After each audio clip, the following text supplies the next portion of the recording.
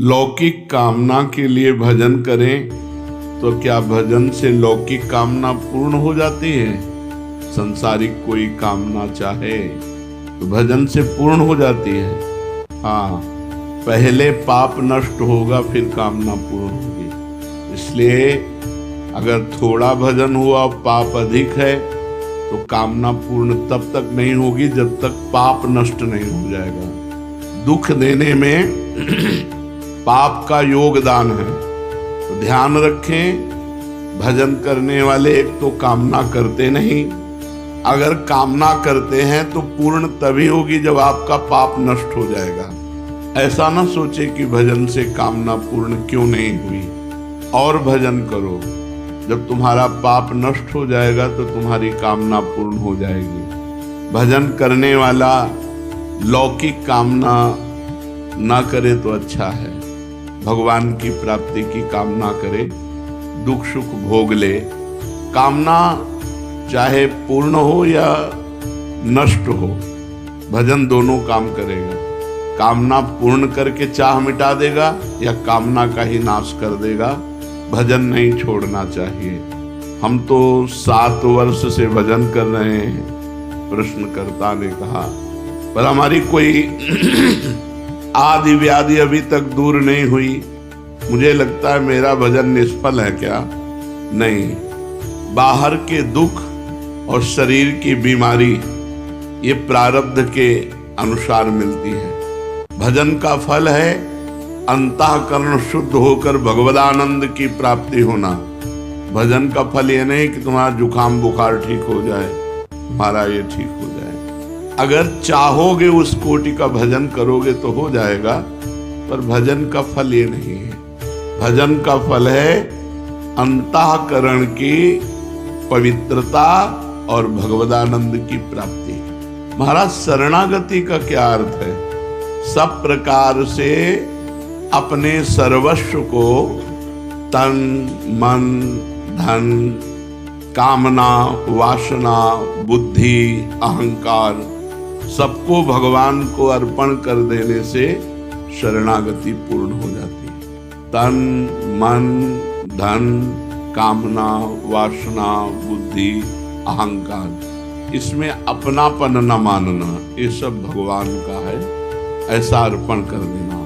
अहंकार भी भगवान का है, बुद्धि भी भगवान की है, मन भी भगवान का है, चित्त भी भगवान का, तन भी भगवान का, धन भी भगवान का, मन भी भगवान का। अब सारा भार प्रभु पे अर्पित करके हम निश्चिंत हो गए, निर्भय हो गए। बहुत बढ़िया बताया, पर ये होता नहीं है। इसका साधन क्या है? शरणागति, तन मन प्राण धन बुद्धि अहंकार सब कुछ समर्पित हो जाए।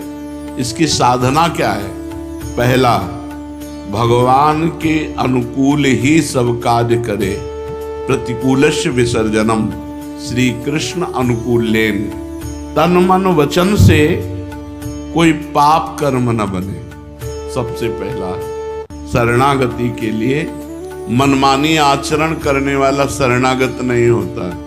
तन से मन से वचन से श्री कृष्ण अनुकूलेन प्रतिकूलस्य विसर्जनम, प्रतिकूल आचरणों का त्याग और अनुकूल आचरण भगवान के करना, ये पहला साधन है। प्रतिकूलस्य विसर्जनम, पाप आचरण न होने पावे।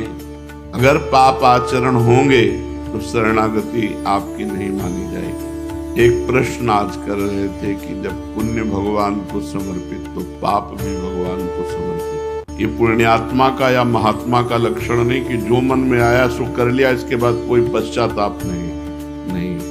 अगर हमसे गलत हो गया तो हमारा हृदय जले, भगवान से प्रार्थना करें कि प्रभु दोबारा ऐसी हमसे गलती न हो, तब तो वो गलती से निकल पाएगा। जब जलन ही नहीं तो गलती से निकल ही नहीं पाएगा। भगवान के शरणागत के द्वारा पाप नहीं होता, ये पहला लक्षण है। अगर हमें शरणागत होना है तो पाप आचरण हमें छोड़ना है। नाम जप के प्रभाव से हमें पाप आचरणों से डरना है, बचना है, नहीं हम प्रभु की शरण में नहीं हो पाएंगे। दूसरा, भगवान के प्रतिकूल समस्त कार्यों और भावों का तन मन वचन से सर्वथा त्याग कर देना।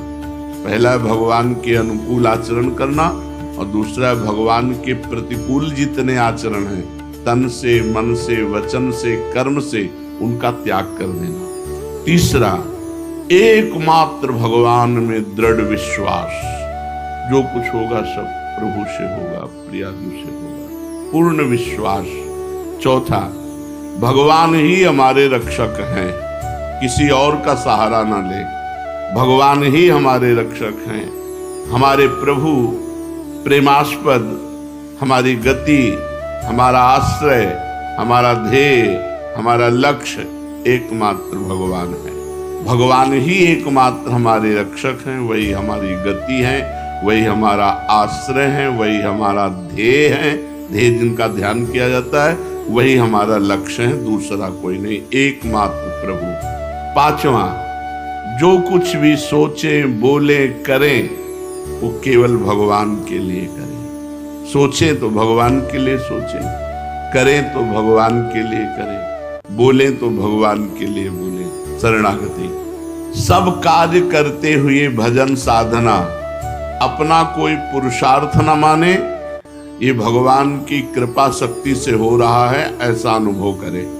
शरणागति पुष्ट होने के लिए सब कार्य साधना के हो रहे हैं, पर मेरे सामर्थ्य से नहीं हो रहे, ये तो भगवान की कृपा शक्ति के द्वारा हो रहे हैं, मेरे में कोई पुरुषार्थ नहीं, कोई सामर्थ्य नहीं। सातवां, सब कुछ भगवान को अर्पण करने के बाद अर्पण करने का अहम नहीं, आपकी वस्तु आपको समर्पित, मेरा क्या था जो मैं अहम करूं।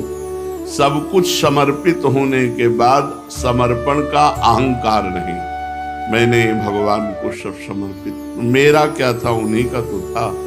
मन वही बने हैं, बुद्धि वही बने, चित्त वही, अहम वही, तन मन धन सब उन्हीं का, मेरा क्या, मेरा भ्रम था, मेरा वो मिट गया उनकी कृपा से।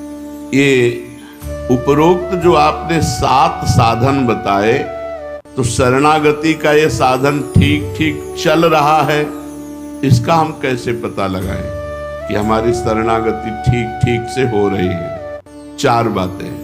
पहली बात, भगवान का परम प्रेम के साथ चिंतन और उस चिंतन में डूबना। जब आपकी शरणागति हो जाएगी तो ये लक्षण 4 प्रकट होंगे। भगवान के नाम का, रूप का, लीला का, गुण का परम प्रेम के साथ चिंतन और उसमें डूबना, आनंदित होना। नाम चल रहा है तो उसी को सुन रहे हैं, उसी को देख रहे हैं, उसी में डूब रहे हैं, शरणागति आपकी पुष्ट हो रही है। दूसरा, कार्य करते समय ये मैं प्रभु के लिए कर रहा हूं, कार्य समाप्ति के बाद प्रभु को समर्पित कर रहे हैं। तीसरा, चाहे सुख मिले या दुख, लाभ मिले या हानि, हमारी मस्ती में कोई फर्क नहीं पड़ेगा। यदि हम शरणागत हैं तो चाहे सुख मिले चाहे दुख, चाहे लाभ मिले चाहे हानि, हम मस्त रहें, राधा राधा राधा राधा। चौथा, हमारे अंदर की कामनाएं नष्ट हो रही हैं। जब शरणागति पुष्ट होगी तो 4 लक्षण प्रकट होंगे। भगवान के नाम का, रूप का, लीला का, गुण का चिंतन और उसी के आनंद में डूबना, भगवान के अनुकूल ही सारे कार्य करते हुए भगवान को समर्पित करना, और भगवान के प्रत्येक विधान में राजी रहना, चाहे सुख मिले चाहे दुख, चाहे मान मिले चाहे अपमान, चाहे हानि मिले चाहे लाभ। और चौथा, हमारे अंदर कामनाएं नष्ट हो रही हैं, अब बढ़ नहीं रही, धीरे धीरे मन शांत हो रहा है। इस अवस्था में परम शांति, शाश्वत शांति मिलने लगती है जब शरणागति पुष्ट हो जाती है।